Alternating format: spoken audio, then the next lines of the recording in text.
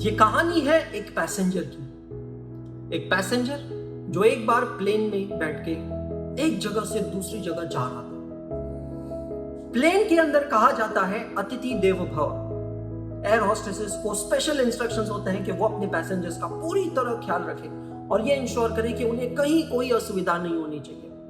They are comfortable throughout their journey, they enjoy their flights. So जब plane उड़ चुका था, हवा में था, रात का समय था, सभी यात्री सो चुके थे, तो इस पैसेंजर को जोरों से प्यास लगती है। प्लेन में ऐसा होता है कि हर कुछ सीट्स के बीच में एक एयर होस्टेस अलॉट होती है और एयर होस्टेस को कहा जाता है कि इस रो नंबर से लेके इस रो नंबर तक के पैसेंजर्स का ख्याल आपको रखना है। तो उसके रो नंबर के पैसेंजर्स की जो एयर होस्टेस थी, वो एयर होस्टेस को वो बुलाना चाहता था और एयर होस्टेस को बुलाने के लिए प्लेन में आपके ऊपर एक बटन दिया होता है, कॉल बटन। उस कॉल बटन को प्रेस करके उसकी मदद से आप एयर होस्टेस को बुला सकते हैं। उसको इतनी जोरों से प्यास लगी थी कि उसने वो कॉल बटन दबाया और इंतजार किया कि एयर होस्टेस आएगी और वो उससे पानी मांगेगा और अपनी प्यास बुझाएगा।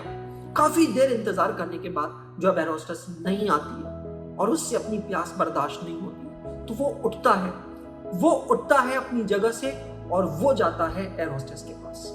जब वो एयर होस्टेस के पास जाता है, वहां जाके बड़ी विनम्रता से कहता है कि मैं काफी देर से प्यासा हूं, मैंने कॉल बटन दबाया है, मैं आपका इंतजार कर रहा हूं, मेरी रिक्वेस्ट है कि प्लीज आप मुझे पानी दीजिए।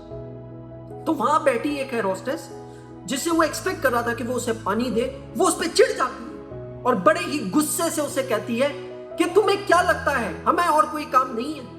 अभी हमने कुछ देर पहले ही पानी दिया था, तब तुमने पानी क्यों नहीं लिया? और उसे बड़ा बड़ा बुरा सुना देती है, बहुत बुरा भला सुना देती है। आसपास में खड़ी दूसरी एयर होस्टेस ये सारी चीज देख रही होती है और ये देख के वो समझ जाती कि अगर ये पैसेंजर ने उसकी कंप्लेन कर दी तो शायद वो एयर होस्टेस की जॉब भी जा सकती है, क्योंकि एविएशन इंडस्ट्री में हॉस्पिटैलिटी और कस्टमर्स एक्सपीरियंस बहुत इंपॉर्टेंट होता है।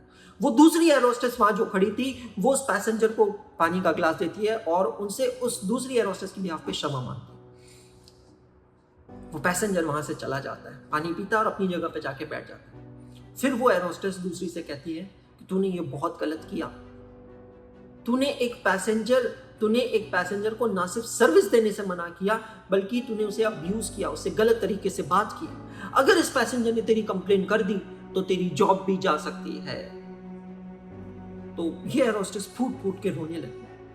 फिर कुछ देर बाद वो दूसरी एयर होस्टेस उस पैसेंजर के पास जाती है और उसे कहती है, डियर सर, मैं आपसे माफी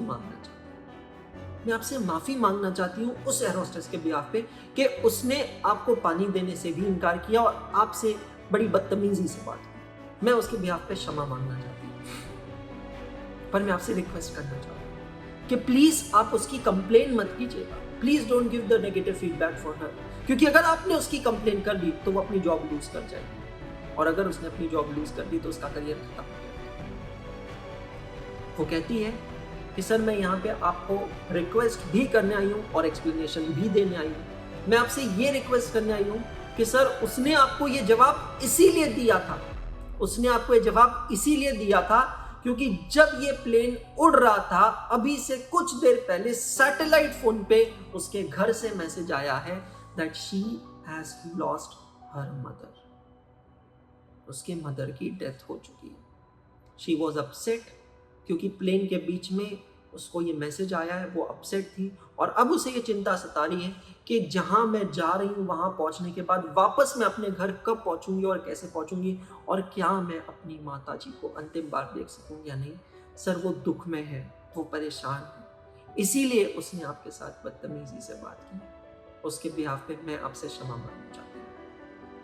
वो एयर होस्टेस पैसेंजर से ये बात कहती है और वहां से चली जाती है, उठ जाती है। थोड़ी देर बाद वो पैसेंजर उठता है और उस रोती हुई एयर होस्टेस के पास जाता है और उससे कहता है, माय डियर, आई नो कि you are already in grief. आप ऑलरेडी दुख में हो, परेशान हो, आपने अपनों को खोया है और उस पे आपने जो मेरे साथ किया है उससे आपको डर लग रहा है कि मैं आपकी शिकायत करूंगा या कंप्लेन करूंगा, जिससे आपका करियर भी तबाह हो सकता है। मैं यहाँ पे आपको सिर्फ इतना कहने आया हूँ कि आप बिल्कुल चिंता मत कीजिए। जो पहला नुकसान आपकी जिंदगी में हुआ है उसको तो मैं पूरा नहीं कर सकता, पर जो दूसरा डर आपको है उस डर को मैं दूर कर सकता हूं। मैं आपकी सिचुएशन को बहुत अच्छे से समझता हूं और मैं आपके कहे हुए शब्द का सम्मान करता हूं। मुझे बिल्कुल बुरा नहीं लगा है।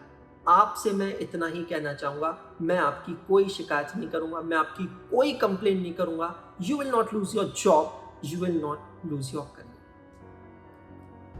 इस कहानी से हम क्या सीखते हैं? इस कहानी से हम ये सीखते हैं दैट नेवर जज a book by its cover. हो सकता है कि जो इंसान आपको डांट रहा हो, आपको कुछ कह रहा हो, चाहे वो आपके माता पिता क्यों ना हो, चाहे वो आपका दोस्त क्यों ना हो, चाहे वो आपका टीचर क्यों ना हो, वो अगर आपको डांट रहा है या आपसे कुछ भी कह रहा है, तो हो सकता है कि उसके साथ आपसे बात करने से पहले कुछ अच्छा या बुरा हुआ हो, कुछ घटना घटी हो। आपको उसको रिटेलिएट करने से पहले उसके आसपास की कंडीशन को, सिचुएशन को, सर्कमस्टेंसेस को जान लेना चाहिए। वो ज्यादा बेहतर होगा। ये बहुत इंपॉर्टेंट। नेवर जज a book by its cover. You should take some time to form an opinion about something.